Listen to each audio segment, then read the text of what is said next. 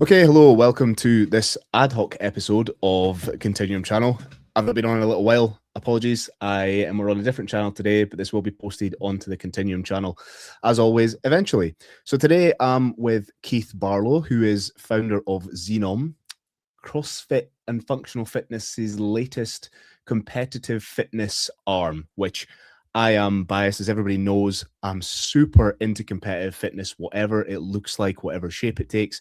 And obviously, as you all know, as an affiliate owner and a passionate CrossFit person, where the lines meet here, you can imagine I am so excited with this. So I'm mega excited to have Keith on today. So welcome on to the show, Keith.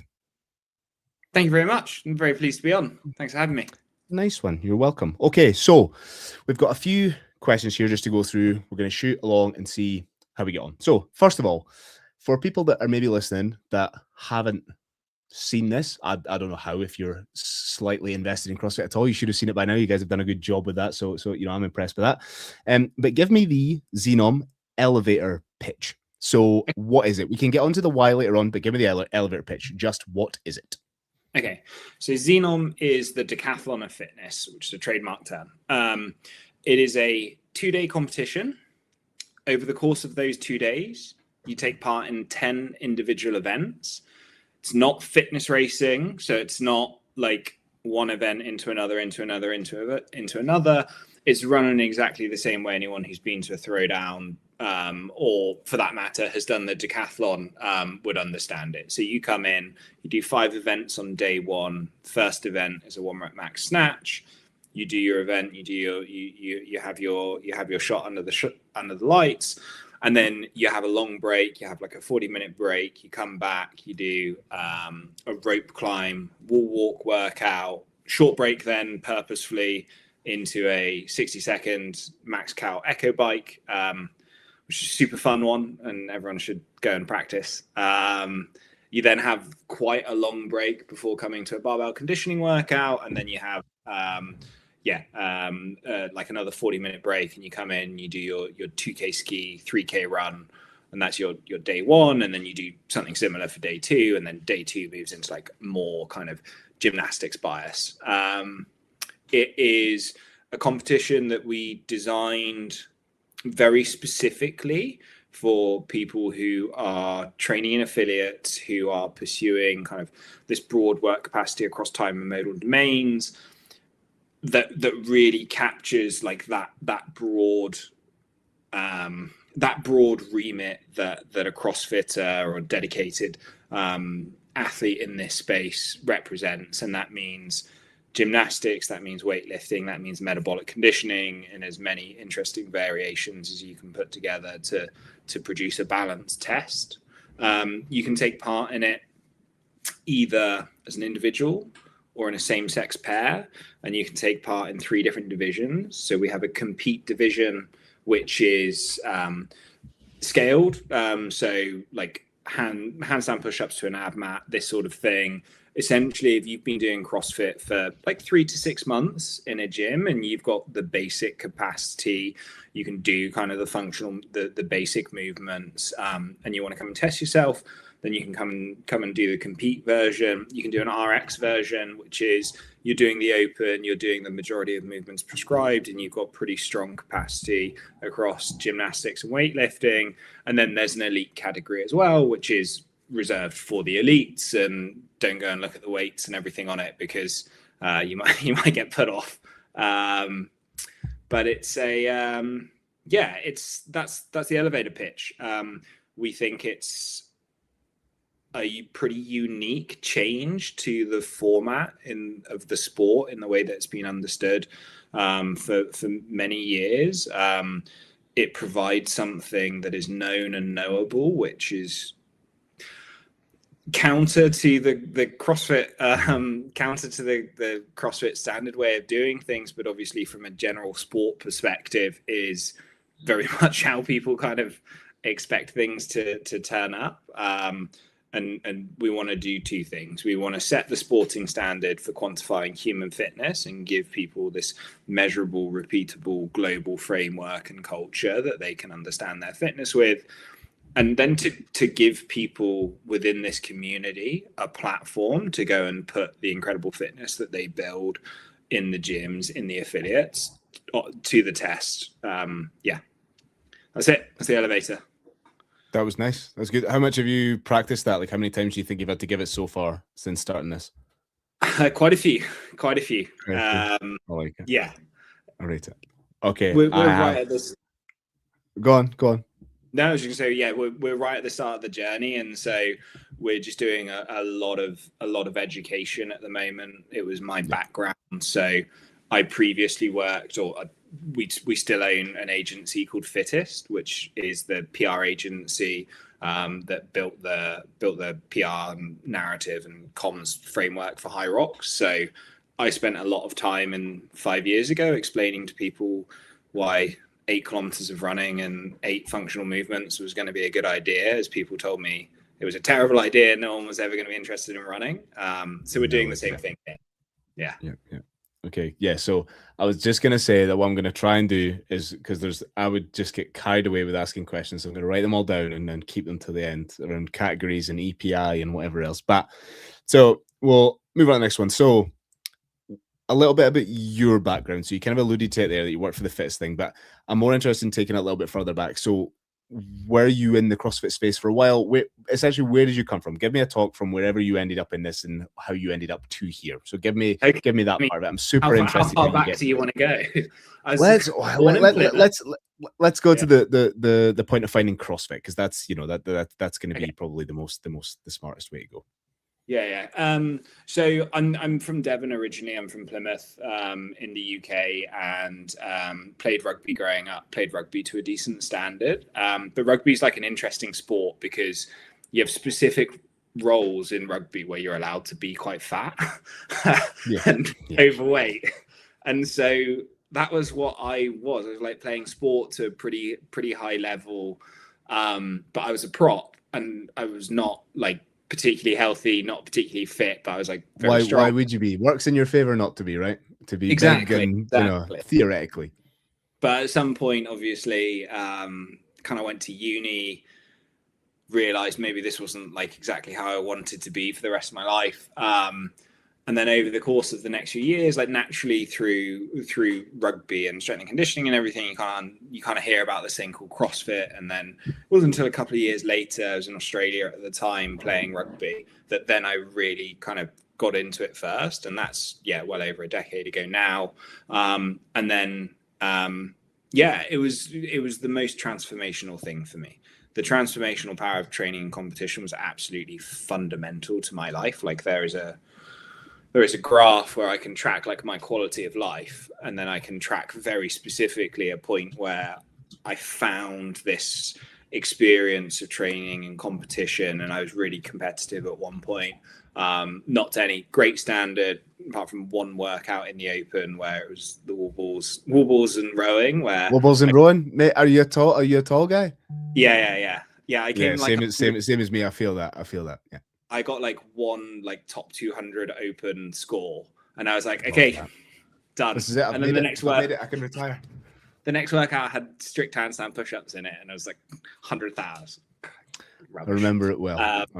But yeah, and so then CrossFit was a central part of the rest of my life since then. I met my wife in a CrossFit gym.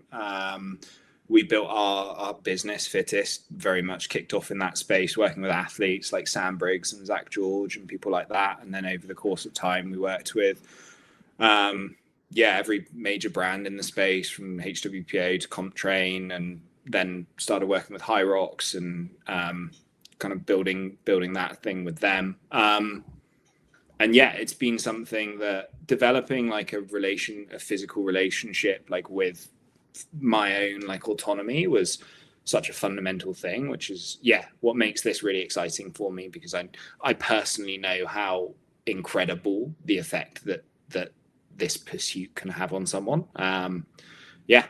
So it's a great way to frame it. So like I think about that all the time, and every story, every single person you speak to almost in this space who is passionate about this, like me or you, almost always has the same story.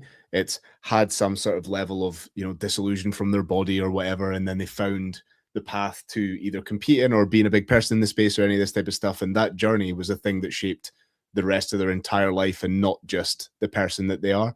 And I think, when you find people that are so passionate about it, and I think that's why when we talk about what we're trying to do with the Continuum channel and events like this, it show people that, just get these stories out there, because almost every single person in all the gyms has a story if they've been there for more than a couple of weeks. Some people will have it that it's 2 years, 3 years, 4 years. Some people have it that it's only 2 weeks, but those stories, they're the thing that we need to shout about, because, I had this argument a little while ago with people were getting annoyed that people were stealing people from each other's gyms and whatever else. And I was kind of saying, I don't care if someone leaves to go somewhere else, because why would I want to fight over the 5% of people who are currently in this magical space? There's 95% of everybody else that isn't doing this currently. And so that's why events like this, I think the more lenses you can put onto, by the way, this is what this thing can do for you, and here is somewhere that you're going to be able to display it later on. Amazing. So yeah, but I think that's important. These stories that you always hear, every time I talk to somebody like this in the space who's doing something amazing, it's always, I was here and didn't feel great. I did all of this stuff that was centered around CrossFit, and then I was at this much higher space. Not necessarily, it's not always I'm much bigger, much faster. I'm a hugely competitive athlete. Not always, but a lot of the time they've just moved themselves and developed so much in it. So it's really, really cool. Just a kind of interesting tidbit. So where was the point? Where was it during your High Rocks work where you went, there's a space here for this thing? Yeah, 100%.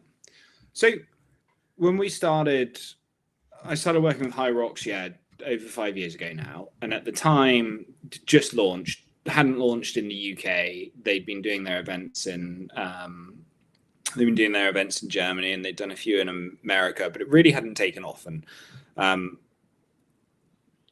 it was really hard. I can't explain to people how difficult building that thing was and getting people interested in it in the early days. And now people look at it and they're like, oh, well, it's massive and successful.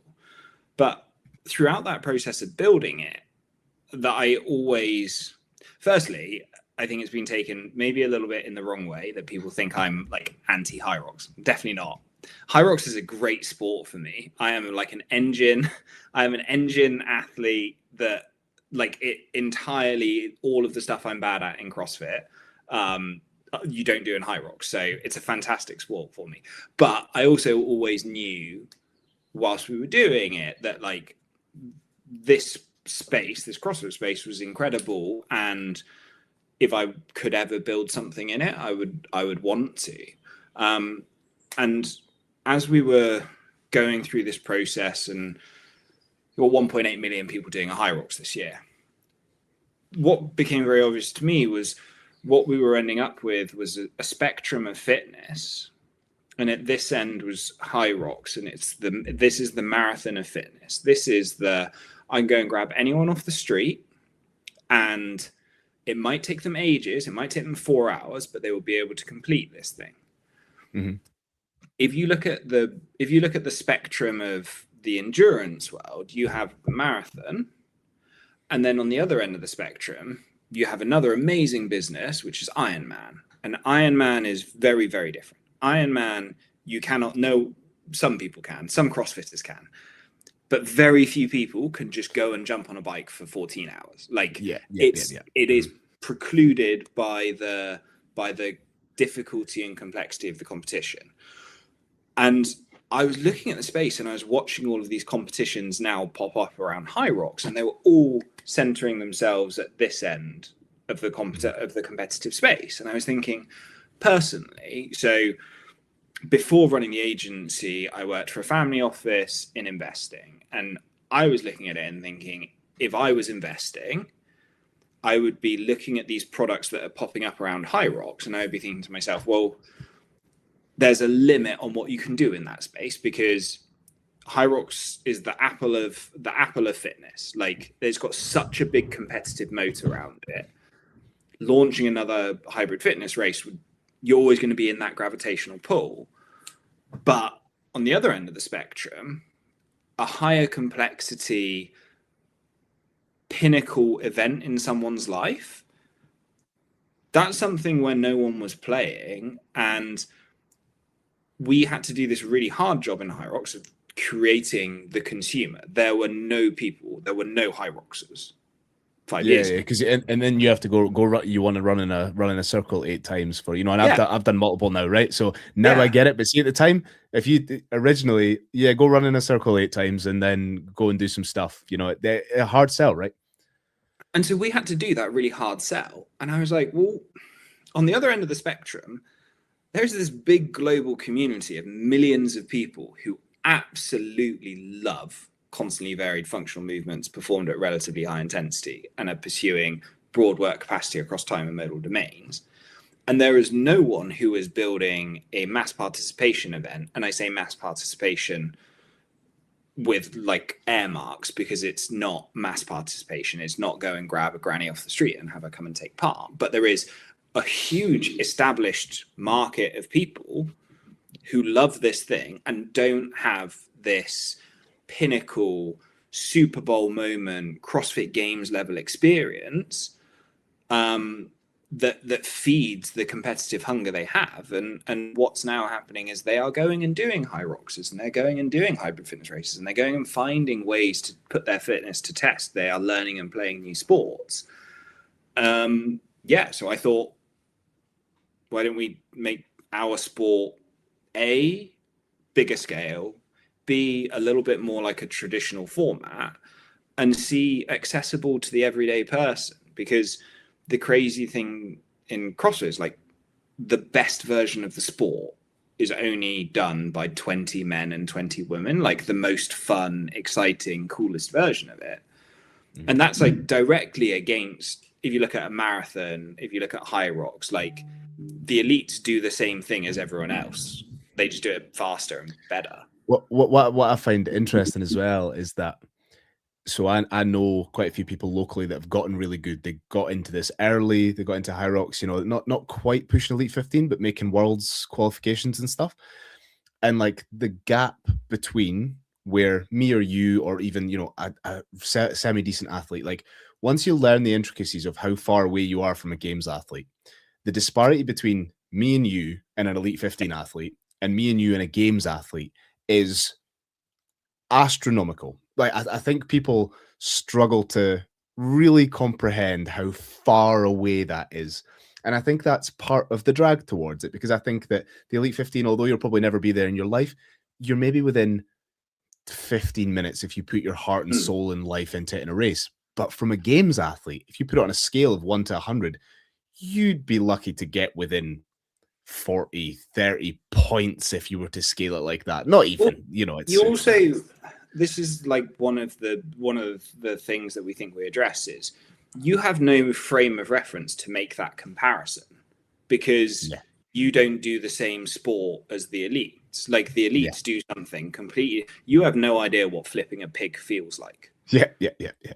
And so like when you're thinking about creating a sport and you're thinking about creating emotional resonance for a participant with the elite version of that sport, like it has to be understandable. Like I know how fast, how hard a 52-minute Hyrox must be, because I've done a 1 hour, 10-minute Hyrox. Yeah, of course. And I know what the difference of 20 minutes is.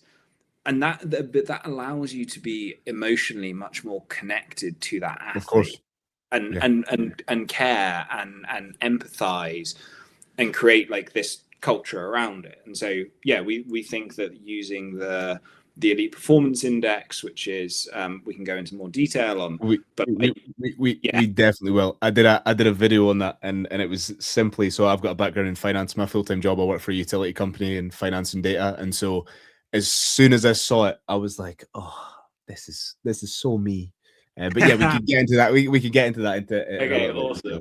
But we thought that then, by rewarding people, by creating a system where it's you versus the test, and you get your result based on the test, not on your placement in the competition, makes the whole competition about you. It makes your experience on the day 100% about you. And we learn 3 things in Hyrox that make a scoring system work well. You have to show people how they do. You have to show people how they compare to other people, and then you have to show them how they improve. And if you can do that in a scoring system, then you've kind of gamified, like, you tick like the bits in people's brains, like, because if you, high rocks is a great example. You finish the race, you come off the floor, you immediately get an email saying, here's all of your split times, and then you read it and you go, okay, I did well at this, I did well at this. My burpee broad jumps, Jesus, that's like 30% worse than everything else. Okay, if I come back next time, I can be a 1, I can shave 2 minutes off there, or maybe I can get under 110, and you start to gamify it. And that's not something that we've had in our space, because the movements change, the programming changes. You never really get the opportunity to strategize and to focus on that. And then when you have that system, which is the same for everyone, then okay, how often has there been the debate of like who was fitter, Fraser or Froning? If you have an elite performance index, you have an objective quantifiable score that you can start to make some of those comparisons on. So I have a very pointed question around this, and this is, open for debate, and this is probably one that I will clip. So using the EPI, like you say, you could technically answer the question between the Fraser and Froning debate, or whoever you wanted to throw it up, somebody at their best against somebody else at their best in a different time frame. Do you think that takes away a small amount of the magic of that unknown thing? Because theoretically, it's anybody's game at the games, right? If Tia's not in it, and if Fraser's not there, whatever, right? If none of them are there, you kind of it's anybody's game. But with this EPI, is it broad enough? I guess the question I'm trying to say is, can you know basically who's going to win before it anyway, after they've done one?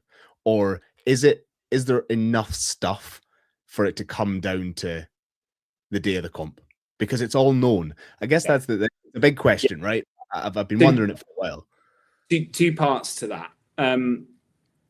First, the way that we built it and the way we thought about it was, we accept the definition of fitness as broad work capacity across time and modal domains. That's the best definition of fitness that anyone has provided. And until someone comes up with a better, more elegant solution, then that's what we're going with. We're running with that. So let's build the test around that. That also meant that we went and I read everything. And I have my L1 and my L2, but I'm not like a crazy high level coach or anything. But I went back and read a lot of the old stuff, a lot of the old CrossFit Journal stuff, a lot of the old stuff that kind of is amazing when you go and read it now. And if you go, there was one diagram that I carried on coming back to, which was the theoretical development of an athlete, where you have nutrition, metabolic conditioning, weightlifting, gymnastics, sport on top. And if you look at what we've done, and if you go and play around with the EPI, what you'll work out is we can't test nutrition, other than if your nutrition's really bad, then you're not going to be very good. Then you're not going to be high up. Yeah. But then it's metabolic conditioning, it's weightlifting and gymnastics in an order of hierarchy that we have reflected in the EPI. And then the sport bit on top is that's the bit. Because you could go and test every single workout and know your theoretical EPI, but sport is sport, and can you deliver it on the weekend? Rory McIlroy knows how good he is at golf. He still has to turn up, and he knows what he should shoot under at the Masters. He still has to turn up and put that performance in. Yeah. Mm-hmm. So I personally, I would say, does knowing the 100-meter sprint make it any less interesting to watch Usain Bolt break a world record? No. People have run the marathon for thousands of years, and no one's ever said, should we tack on a kilometer at the end? So it's a different way of doing it. And look, it's not going to be for everyone. Some people love the unknown and the unknowable, and they love that bit of magic that's in there with that. And I love it as well. Like I love watching CrossFit. I've competed in lots of competitions. It's an amazing thing. It is. I think if your interest is trying to create a mass participation format for our community, I think that no becomes very attractive, because people like to know what they're training for. They like to see progression. They like to have it contextualized to them in that way. And what I do think is that, we went, I think we probably did more stats work than anyone's ever done on CrossFit and on what the tests are and everything to produce something. And we didn't approach it from a programming elegance perspective. We approached it from a statistically, what are the combination of tests? What are the combination of loading? What are the combination of movements that we think is most consistently going to reward a balanced athlete that fits within that original definition of work capacity across time and modal domains? And I think we've had like a really good stab at that. No doubt, people will say, I would have programmed X, Y, Z.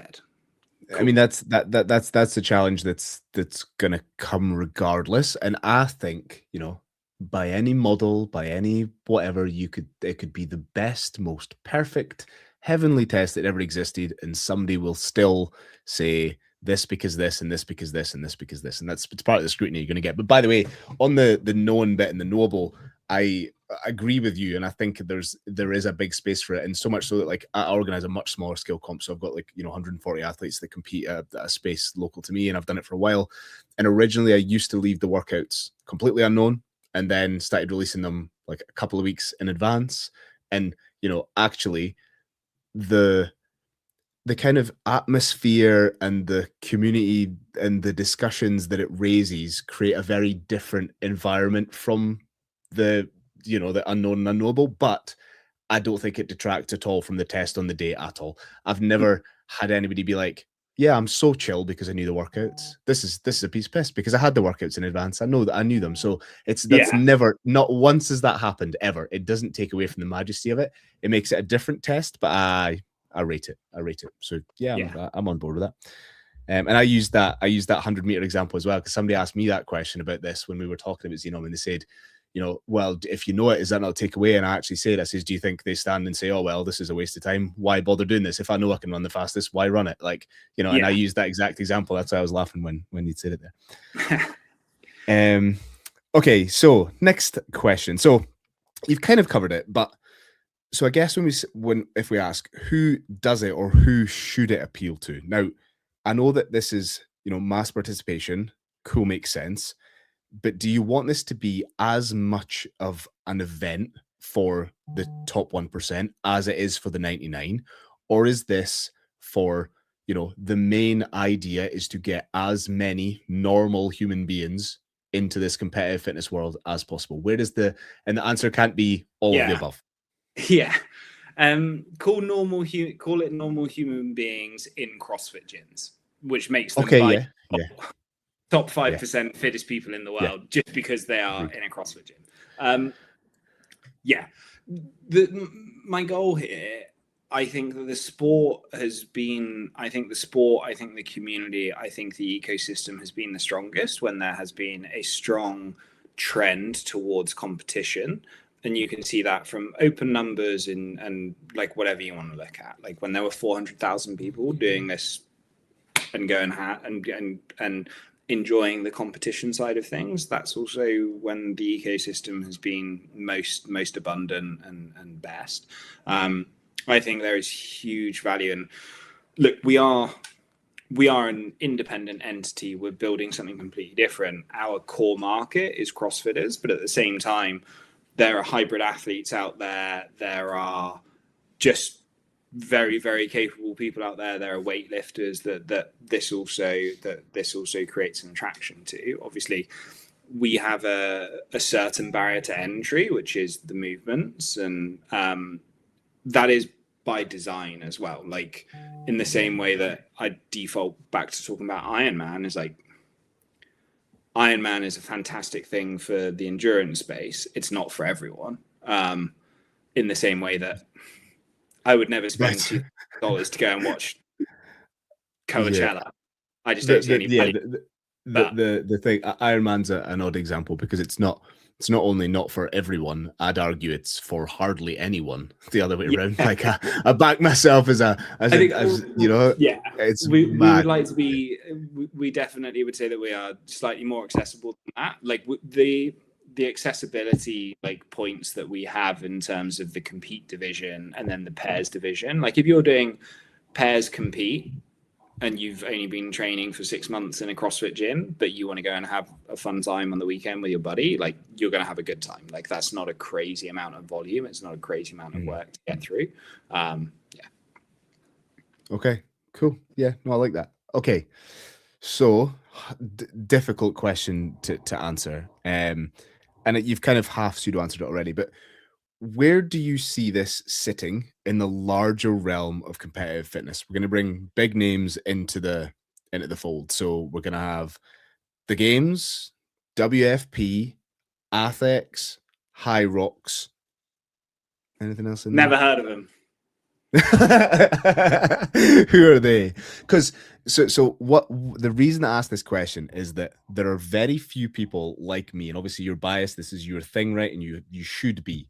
But for me, I think the most well-rounded athlete, and that's what I talk to, is how can I make the guys in my gym be able to do whatever they want at a normal level for the rest of their lives, right? My whole thing is I want them to be able to go and do all of these things, right? So whenever somebody says to me, oh, if there's a local CrossFit comp, should I do that rather than doing a high rocks run?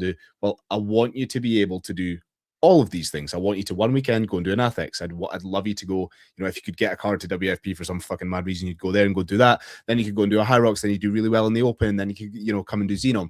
So as far as seasons go, like in the hierarchy, where do you see that sitting? Because I kind of see it as from an accessibility point of view, nobody can make the games, right? Let's be fair. You've got the top whatever it is that can make the games. WFP again, almost as inaccessible. I think, you know, you don't have to give opinions on it, but it was very hyped up. I think the thought was that they might have done what you're doing here. And that's just from the conversations I had with people when they had, oh, WFP, it's a kind of competitor to CrossFit. They're going to make it community-based. And then it's not. It's just this gate-kept thing that exists over there that you still can't get into.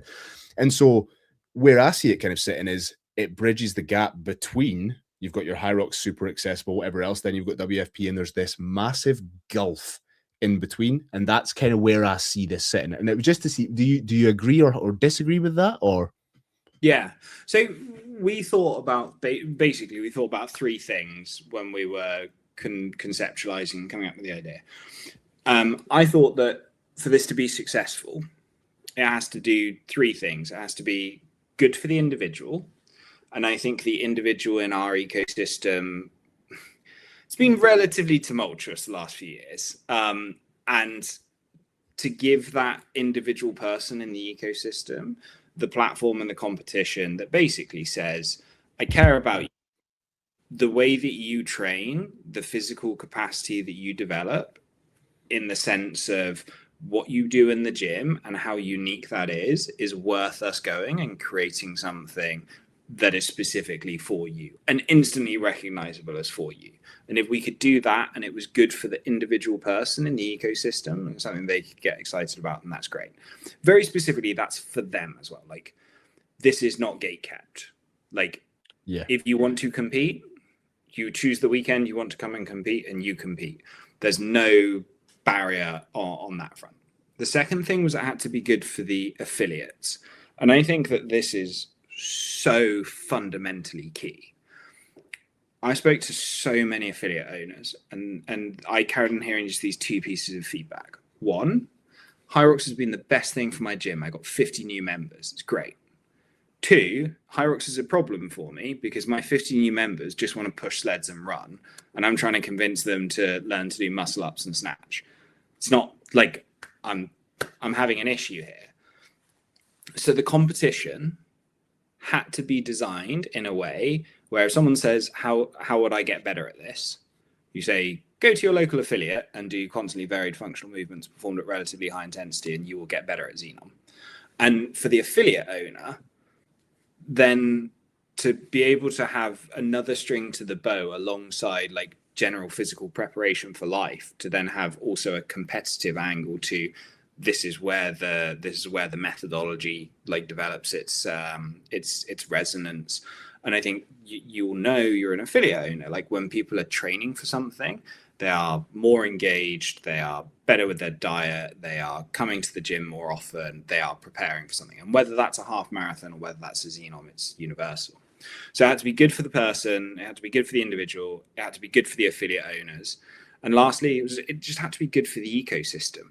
Like, it had to bring energy and positivity and excitement to the ecosystem. That is something that gets brands excited, and brands are super excited about this. I can tell you that creates super cool media, that creates super cool content. I think we have to be able, and collectively everyone in the space has to think what we do is worth it. It's special. We all know it's fucking special.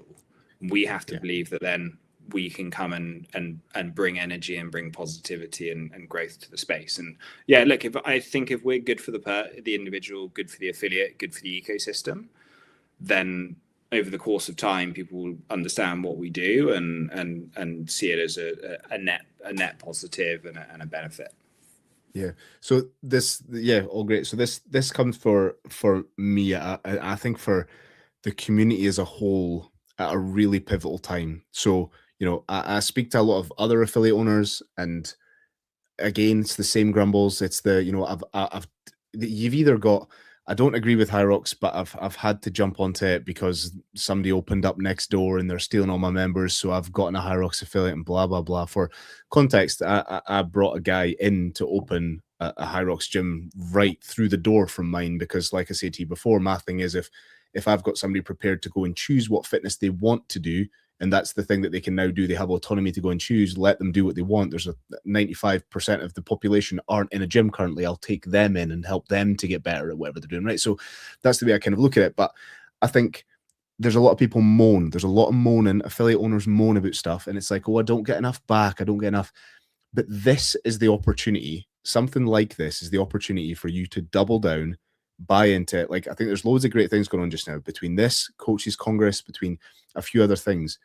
If you want this community to be what it was in the golden years, or you want it to get, to be a real solid competitor to the thing that's stealing all your members, this type of thing, Xenom as the example, is something that you should really double down on and push into. Because if you're screaming for help, right, this is the help, but you have to be in it to be in it. And that's why I'm super passionate about this. I don't know what your thoughts are on that, but yeah, look, I think obviously affiliate owners listen to this. Look, I think everyone who runs an affiliate, I think everyone who runs a gym knows competition is good. Like, there's nothing better than having like 3 or 4 people going to compete at whatever it is, and then the whole gym going and watching and cheering along, and you've got one absolute gun athlete in your team, in your gym, who's got to the semi-finals and he's coming and doing elite. But then we've also got 6 other people doing compete and RX, and we're going to fill our day going and watching and cheering them on. Like, there's nothing better for building community and buy-in and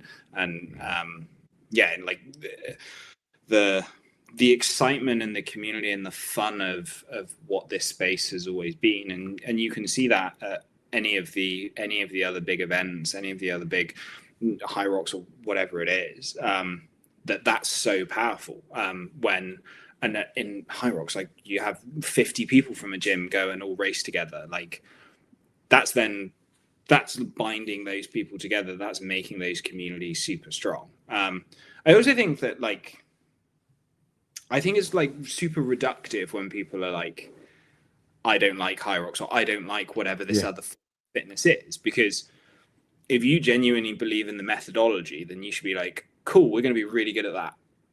We're going to be really good at it.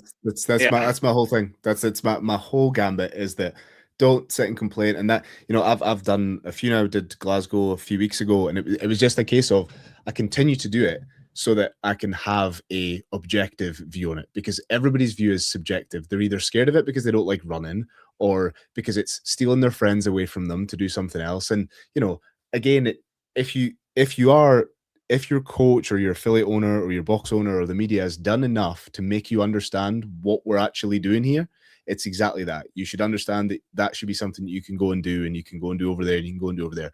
My biggest thing, and this is quite a controversial take, the competitive side of it, I enjoy. So I'm happy enough to do it. What I think falls over is I don't think training for a Hyrox, so the gym affiliate Hyrox model, is the best way to get, you know, as we've talked about. Of course, it's not. It's better at functional fitness across broad time model domains and so on and so forth. So the competitive bit, I'm fully on board with, but the training bit, I think people switch out their whole training to compete at this thing and ruin the rest of the time. You compete twice a year, maybe max, if you do it.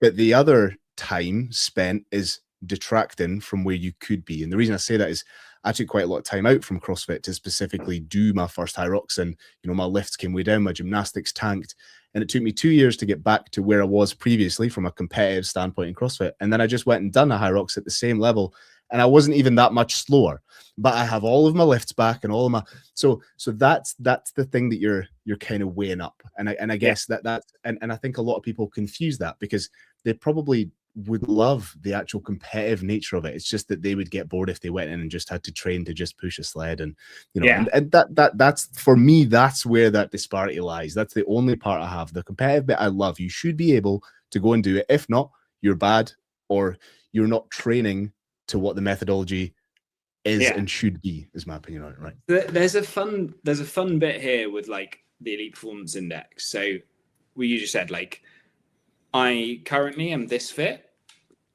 my gymnastics are good, I'm strong, and then I've gone and really focused on the endurance side of stuff, and then the rest of my fitness has come down.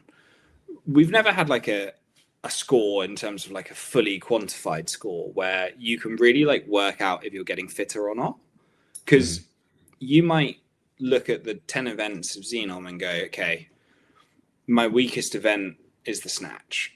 I'm snatching 70 kilos. I'm going to work really hard to get 15 kilos on my snatch. I'm going to get myself up to 85.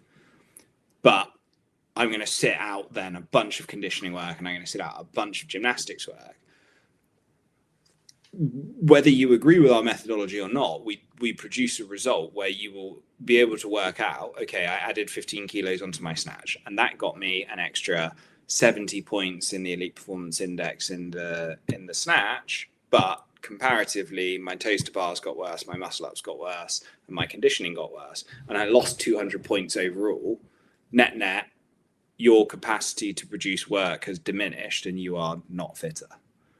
Yeah, and that's like we've never had that before.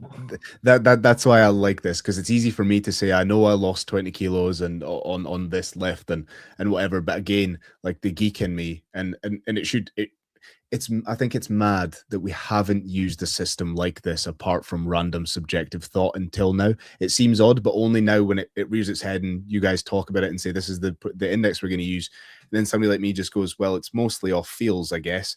So there is the whole thing. Yes, we do benchmark workouts for sure, but again, it's a benchmark that tests a specific thing. Maybe it's broad and general, maybe it's got 4 movements in it, cool, but it's not broad and general enough to give you an overall view of where you're actually lacking. And so maybe you could say, in that instance, if I had did the benchmark of, I don't know, Kelly or whatever when I was faster, that's fine, but I've just done a benchmark that leaned into the thing that I've been biased in the first place. So then I'll say, yeah, well, I must have not gotten weaker because, you know, I did it at the same time, but actually I've not tested enough things. So the score, I think, is super good, and actually integrating it into gyms in some way. So, like, you know, I fully intend to be able to attempt to test my guys on the EPI scale somehow before we would consider going to do Xenom. You know, that would be, so you can do it now.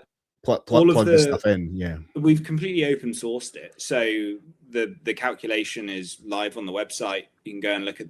So we assign P values, C values, A and B values, and you can go and see exactly what they are. All of the tables are available on the website. You can go down the really like complicated route of going into the specific equations, or you can do one of the workouts, go onto the website, plug it into the calculator, and you'll find out how you do. So like we're in Dallas at the moment. we're doing a bunch of community marketing. We went to Social Mechanics, which is a super cool gym in Dallas a couple of weeks ago. We did we did 2 of the tests live in the gym, and then we showed people their EPI scores afterwards. And you see people immediately be like, "Oh, I got 450 points in this. That's not too bad. Wonder what I'll get in the others." Yeah. Yeah.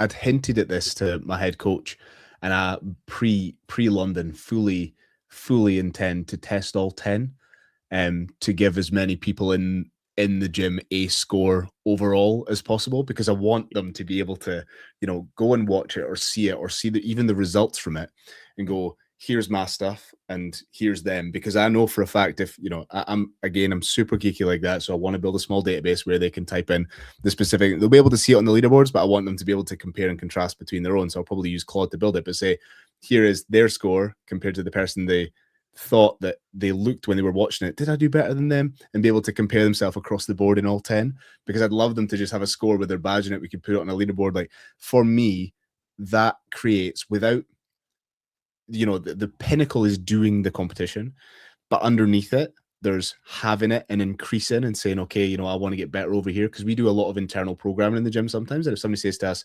I can see I'm really good at all this, but this one little thing I'm shit at, it gives me the information as affiliate owner and a programmer to know where my whole gym is lacking, right? And that for me is a big deal.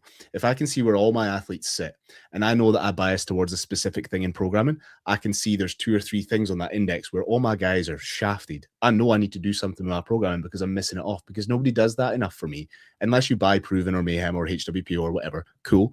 But like, I program for my own gym. So if I take a step back and look at it and go, yeah, it looks good, but actually, is it? Like, are my athletes and are my guys developing to the standard of what we're talking about, something like EPI? So like, I love that shit. That's, you know, that's my plan to do that stuff. So. Yeah, we think it's really do think it's like a game changer in terms of how the collective sport is understood.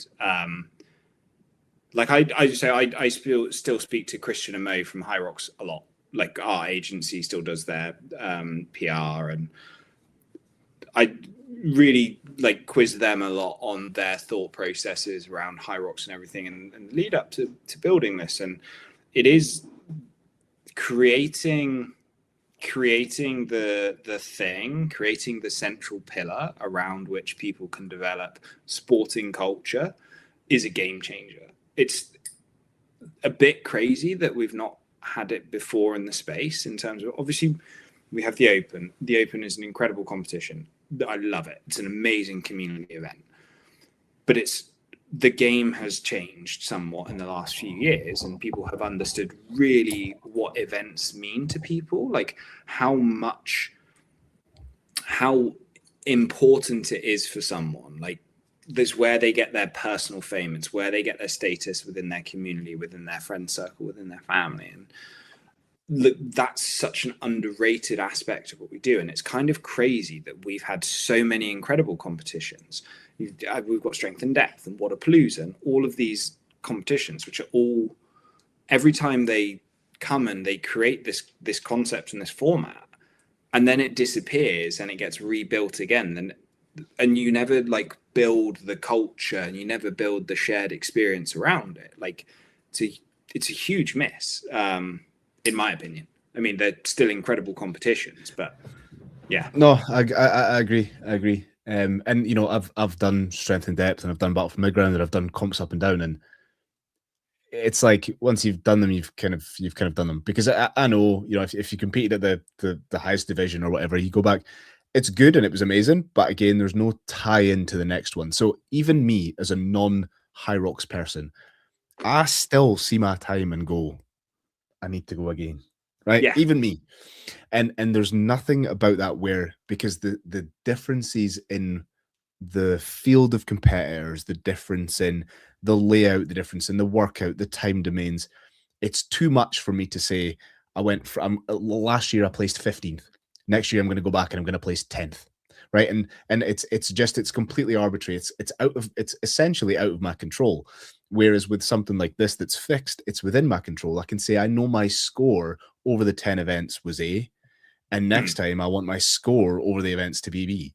And to get there, I have to do D, E, F, G, and H to get to that point. And that makes more sense. I think I know your answer to this next question.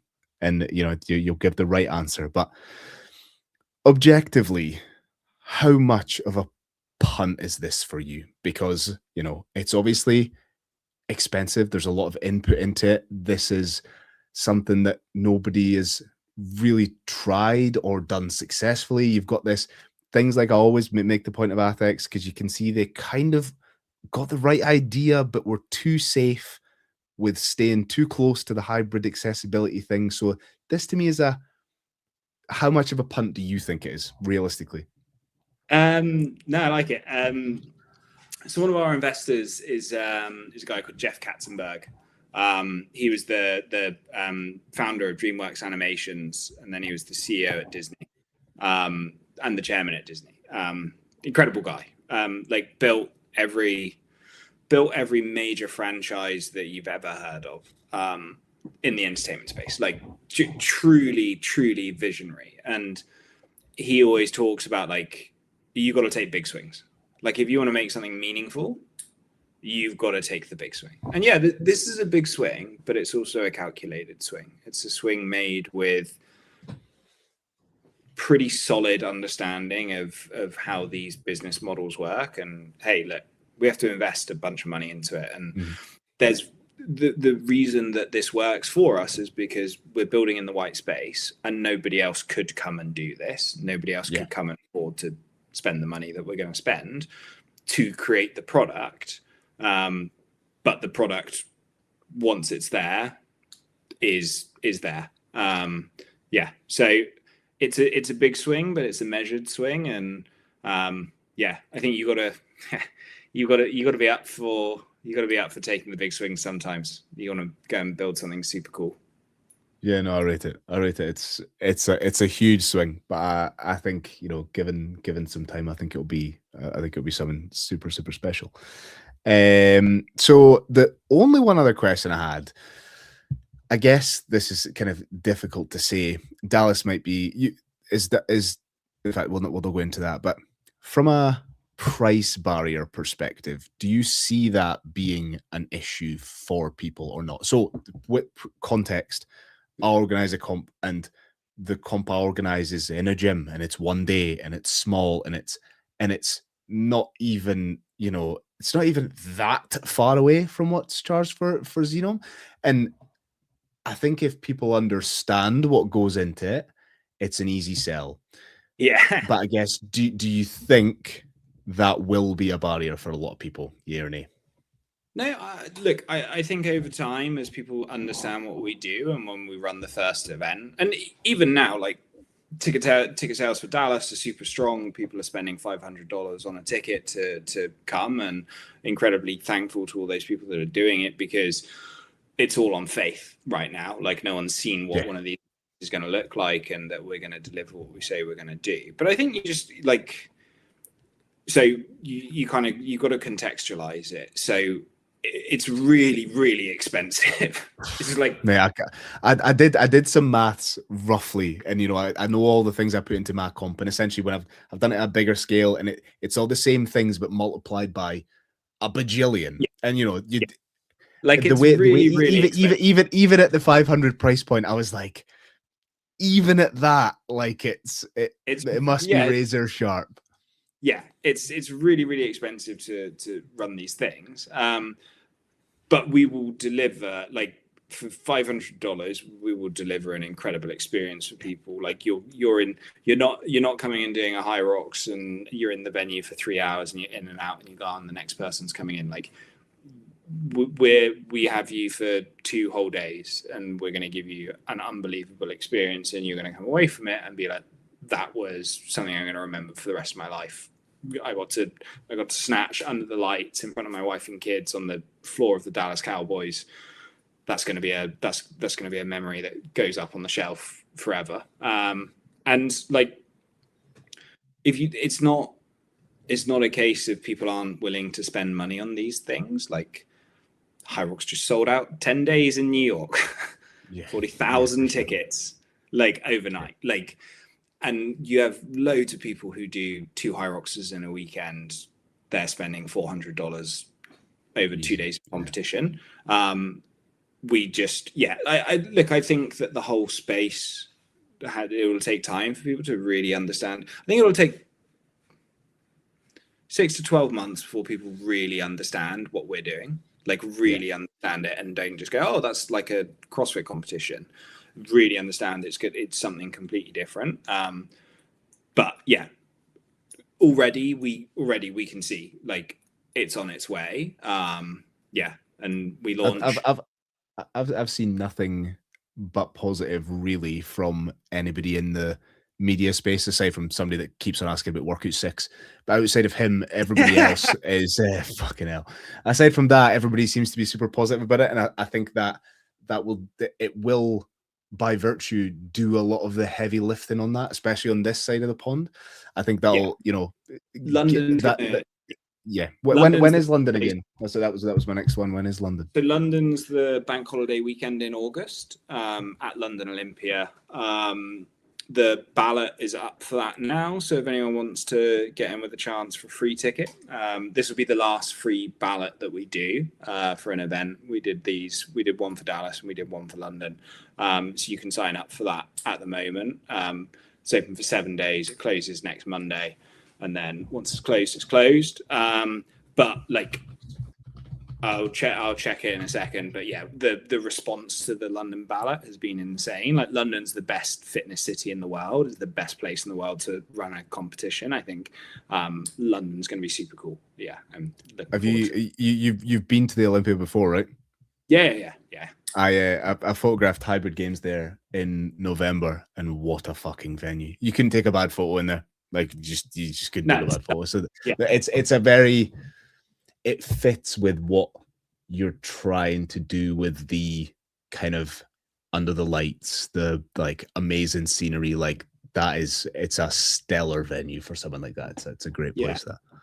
Look, I think that we have to provide a product that matches the athlete in this space with the intensity, the vigor, the virtuosity that they bring to their training. So we have to come and deliver to them a competition that feels like we respect the endeavor that they put into their training. And if we don't do that, then like we're not treating that person with enough respect. And Olympia is a venue that reflects those characteristics, I think. Yeah. Awesome. Okay. Well, we're approaching the hour mark. It was great to chat. And assume anybody that watches this after the fact will be able to know where to find you, but where can people find you and where can people find more about Xenom? Well, I'm Keith Barlow on Instagram. I've never been front facing on anything before. So if you want to come and see pictures of my wife and kids, that's what you'll find there. But otherwise, Xenom.global is the Instagram account, and you can head to the website, get your EPI score, sign up for London, come and put it to the test. Come and show us what you've built. Nice, beautiful. Okay, well, thanks so much for coming on, Keith. It was a great chat, and I'm sure we'll do a lot more chatting in the future. Thanks, Steve. Thank you.